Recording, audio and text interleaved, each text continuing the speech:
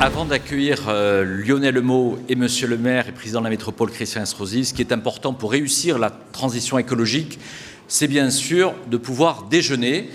Donc on va pouvoir retrouver une activité dans quelques instants. En tous les cas, au nom de la tribune, je voulais remercier Monsieur le maire, cher Christian Estrosi.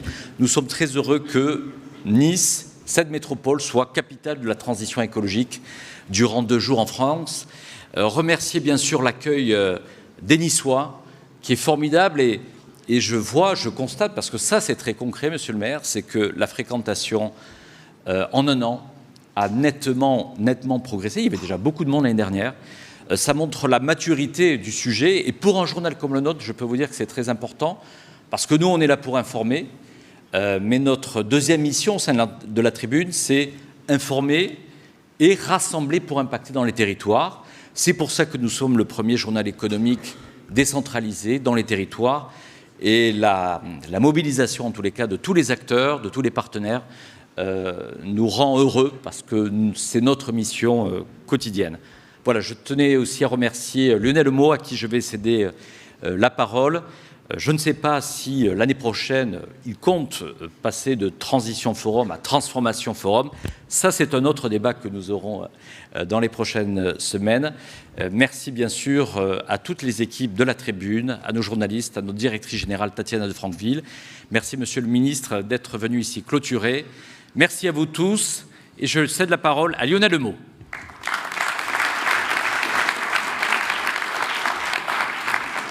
Merci Jean-Christophe. Voilà le moment de refermer ces 2 jours.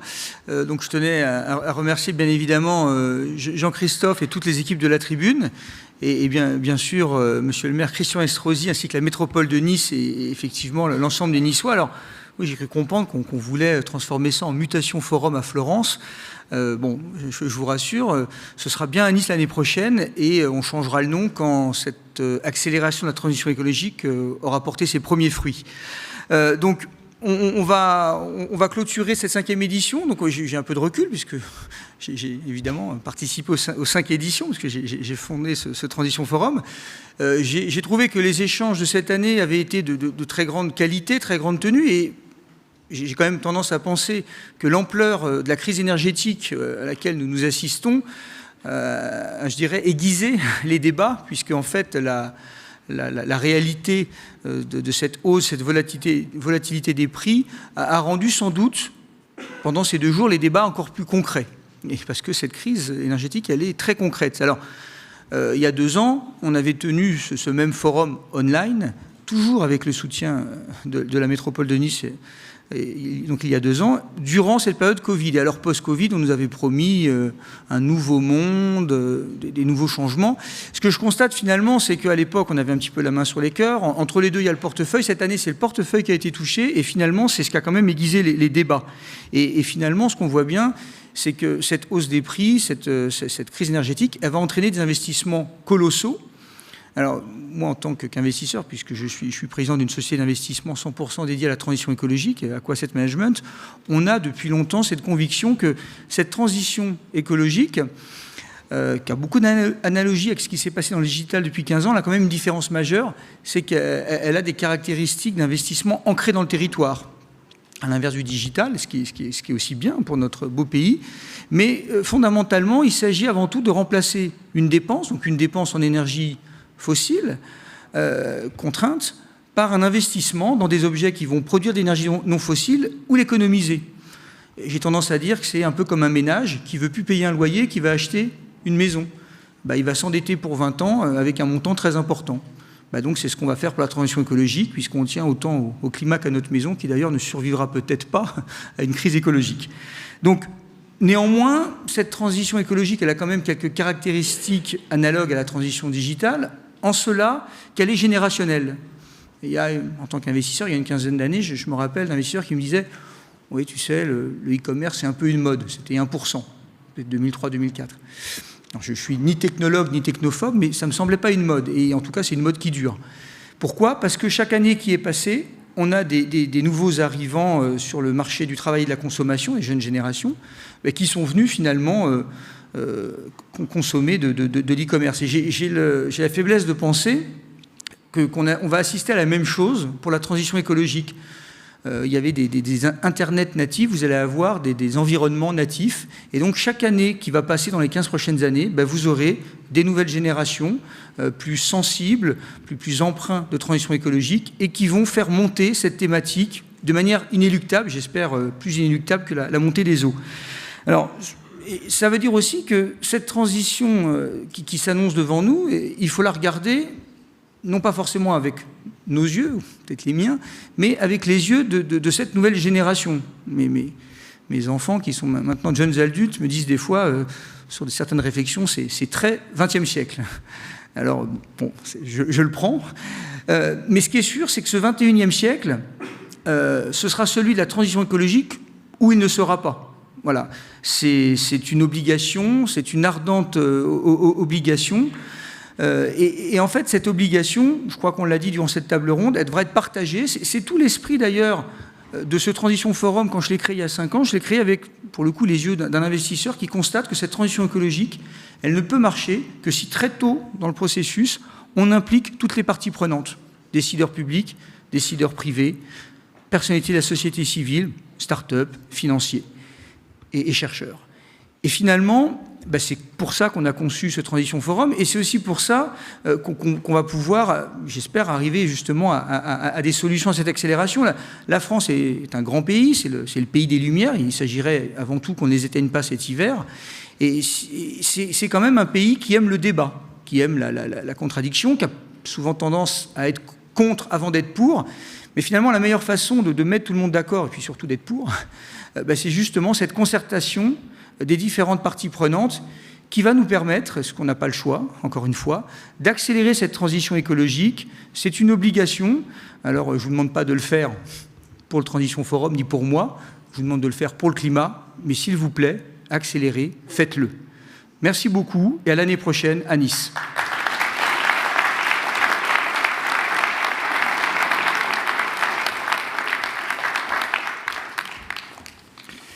Eh bien, je vous remercie une fois de plus Jean-Christophe Tortora, la Tribune et naturellement Lionel Lemot de nous avoir fait confiance pour cette deuxième année consécutive pour l'organisation de ce Transition Forum. Donc naturellement, au moment de conclure celui-ci, avant de laisser le soin à mon ami Christophe Béchu de dire le mot de la fin, nous regardons cette troisième année arriver qui me fait penser que on est aujourd'hui beaucoup trop dans nos sociétés dans l'immédiateté. C'est d'ailleurs pour ça que j'ai fait des choix il y a quelques années déjà dans mon positionnement public de répondre à ceux qui me disent mais au fond où vous vous situez, même si en retraçant mon parcours, on m'identifie quand même à des endroits plutôt qu'à d'autres. Mais j'ai pris coutume de répondre que désormais j'étais avant tout un administrateur territorial qui essayait de me mettre au-dessus de beaucoup de choses, de refuser de répondre au premier journaliste qui passe à la question du matin, alors celui-ci a dit ceci, l'autre a dit cela, et vous réagissez comment? Je ne commente pas. Il y a ceux qui se complaisent dans la vie publique aux commentaires, et je préfère être identifié comme un acteur, et pas comme un commentateur. Il y a quelques instants, Lionel disait qu'on était plus dans la société des contre que des pour.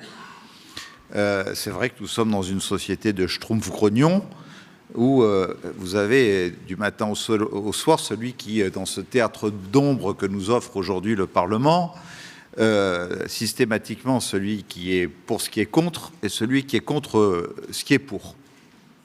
Mais vous ne voyez pas une armée avancer en se disant voilà, il y a la planète qui est confronté à des bouleversements, à des menaces, ça serait peut-être bien qu'à un moment, il y ait des gens un peu éclairés, intelligents, et qui se disent qu'au-delà des différences, on soit capable de prendre la même direction ensemble.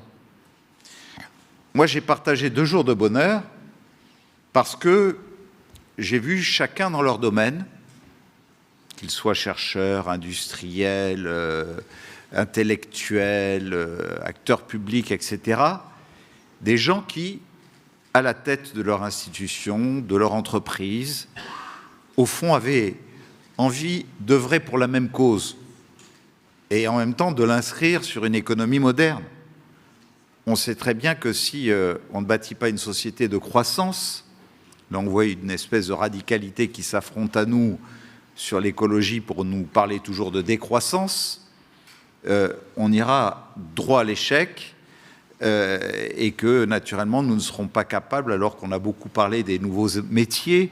Il y a dans les 5 ans qui viennent à peu près 10% de métiers pratiqués aujourd'hui qui ne seront plus pratiqués, et 10 métiers nouveaux ou 10% de nouveaux métiers qui seront pratiqués. Il y a donc urgence aujourd'hui à former, à préparer à ces enjeux et à ces métiers d'avenir. Donc voilà pourquoi ces 2 journées ont été passionnantes, parce qu'elles s'inscrivent dans le temps long. On sait très bien qu'on ne va pas régler le problème de la planète, de notre petit bout de territoire que nous gérons en tant qu'élu local, comme ça, d'un coup de baguette magique. Il faut qu'il y ait des transversalités, il faut qu'il y ait des partenariats, il faut qu'il y ait de la compréhension. Il faut réformer nos propres administrations. C'est pas facile pour l'État, mon cher Christophe, d'habituer des gens qui, pendant 40 ans, travaillent dans le même bureau au 5e étage de Bercy et de dire maintenant, on ne va plus travailler comme ça.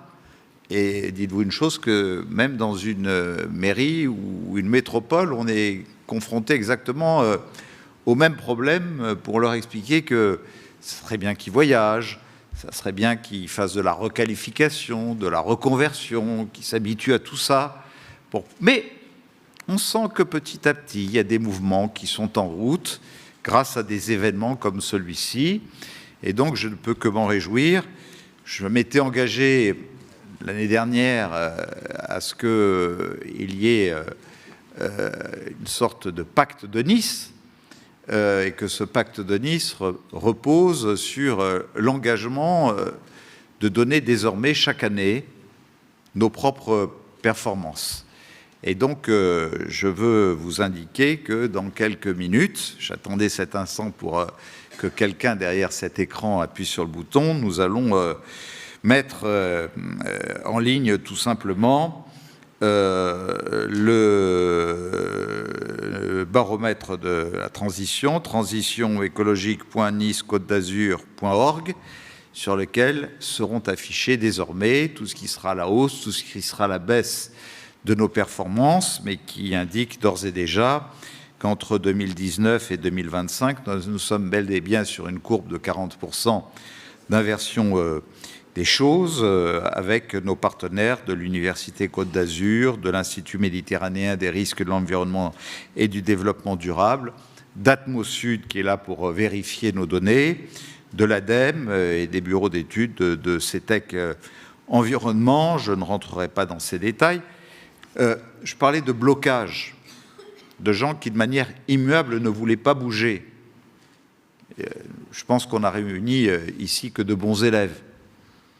Et il y a quelques mauvais élèves quand même. On me dit, au niveau du gouvernement, il faut faire une ZFE. Monsieur le préfet, vous êtes là pour me le rappeler en permanence. On exige de vous des résultats.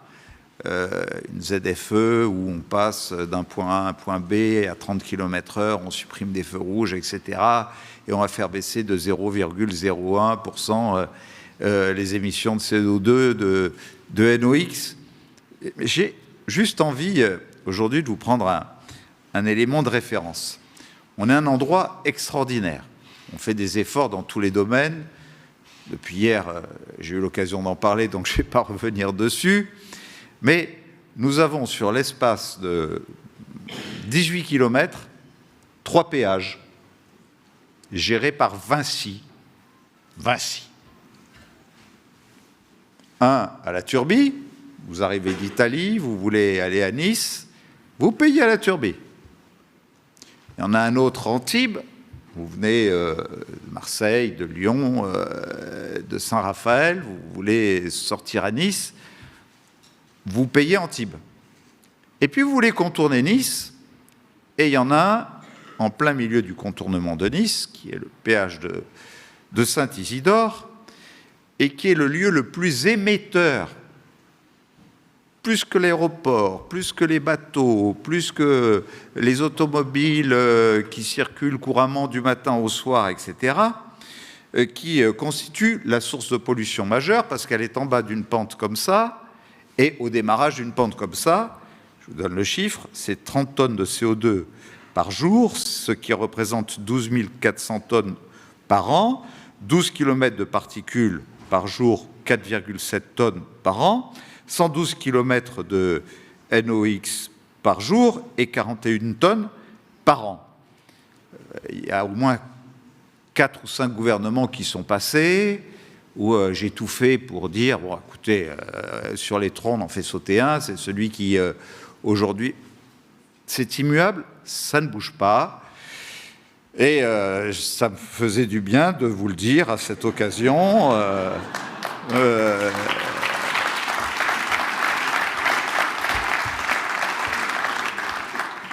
Et je prends une autre illustration sur des choses, puisque tout à l'heure, un intervenant a dit des choses passionnantes sur la planète.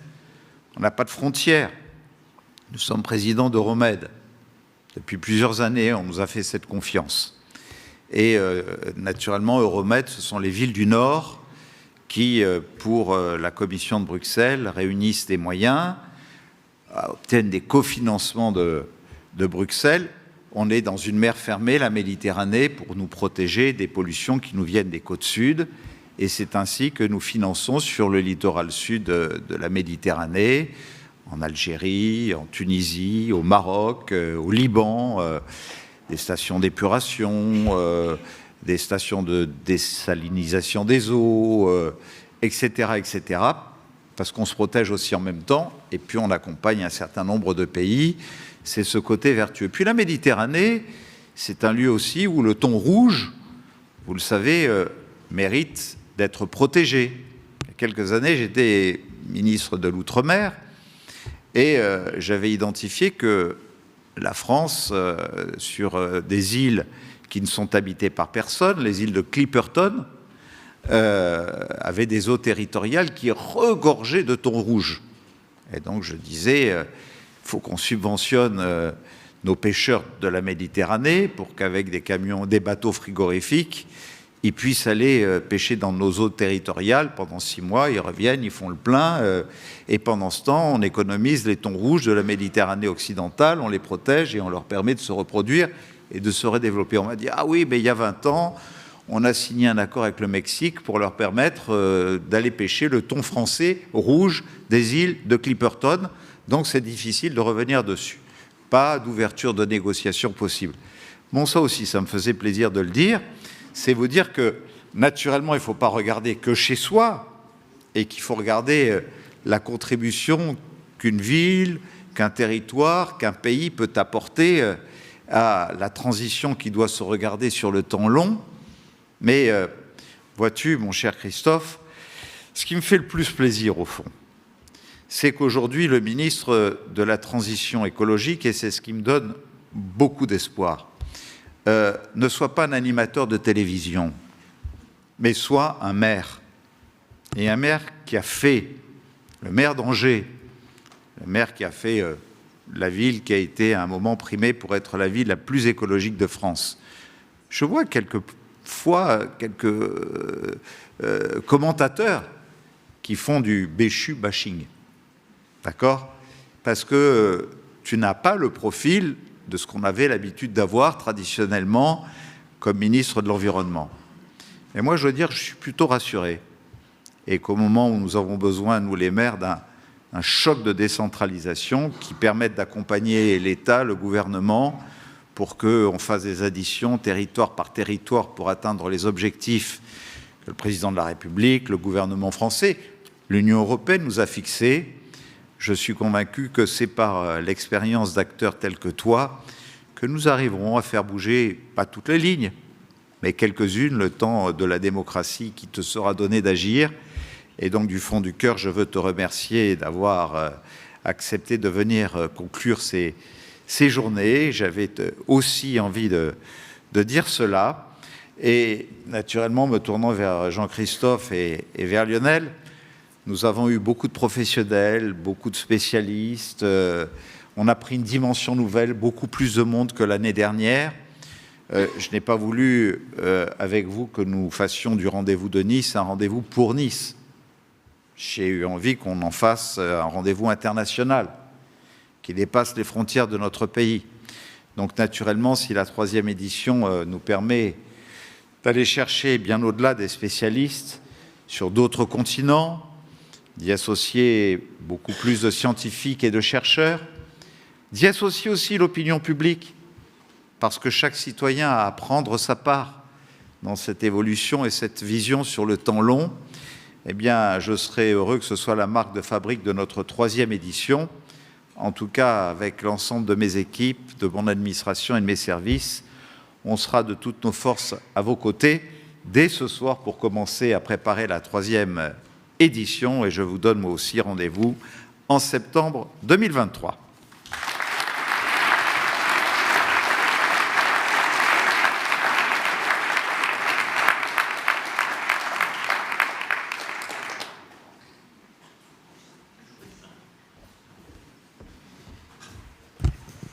Monsieur le Président de la Métropole, maire de Nice, cher Christian, Monsieur le Préfet, je voudrais saluer les parlementaires qui sont ici, l'ensemble des élus et chacune et chacun en ses titres, grades et qualités, avec évidemment une mention particulière à la fois pour le Président du Transition Forum et une mention évidemment pour le Président de la Tribune. Merci infiniment de m'avoir invité parce que c'est un événement qui donne de l'espoir et je comprends qu'il se tienne ici à Nice où il y a un microclimat. Ce microclimat, et qui est évidemment sans lien avec les discussions que nous avons pu avoir, c'est l'habitude de faire en sorte de faire se rencontrer les mondes. C'est l'obsession de se demander comment on fait qu'une ville, pas seulement dans les épreuves, et Dieu sait que vous en avez eu, elle soit capable de faire corps. Ici, on a des chefs d'entreprise, on a le monde académique, on a les citoyens, on a les gens de l'étranger qui sont invités à se retrouver, à participer à des tables rondes, à venir entendre, écouter, mais aussi à donner leur avis, à poser des questions. Et cette marque de fabrique, c'est celle d'un territoire où on a l'obsession de construire un récit collectif et de faire en sorte de tracer un chemin, une vision. C'est la marque de fabrique de ceux qui, autour de Christian Estrosi, depuis des années, dans cette ville, font en sorte d'imprimer une marque qui force le respect partout en France et qui fait de ce territoire un lieu d'inspiration. Et il y a peu de sujets, autant que celui de la transition écologique qui nécessite autant d'avoir cette approche. Parce que si c'est le sujet de quelques-uns, si c'est le sujet des scientifiques ou des spécialistes ou d'une classe d'âge ou de certaines entreprises pour des raisons qui sont seulement commerciales, si chacun se préoccupe de faire la transition de son côté, sa transition, sans regarder comment on planifie tout ça, on ne sera pas au rendez-vous. Je ne suis pas venu délivrer un discours pessimiste, parce que précisément, je suis convaincu que des événements comme cela, ils marquent des accentuations dans la prise de conscience et ils nous rapprochent de ces feuilles de route de solutions. Alors, je ne vais pas être plus long parce que beaucoup de choses ont déjà été dites, mais je voudrais remercier à ce forum d'exister.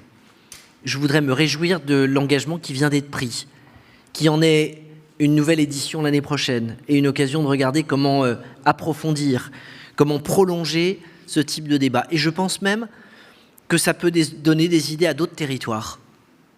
Parce que le modèle sur lequel, par grappe de villes, dans certains départements, dans certaines régions, on pourrait mobiliser des communautés locales pour qu'elles se demandent ce qu'elles peuvent faire pour avoir une territorialisation de ces transitions dont on a besoin, c'est sans doute un des leviers, avec la formation, avec la mobilisation des finances, avec les décisions législatives ou nationales qui pourraient être prises, sur lesquelles les choses pourraient aussi se déployer. Un immense merci à toutes celles et tous ceux qui l'ont organisé, un immense merci à la Tribune, au Transition Forum, et évidemment, un immense merci à la ville de Nice et à toi, mon cher Christian. Merci à tous.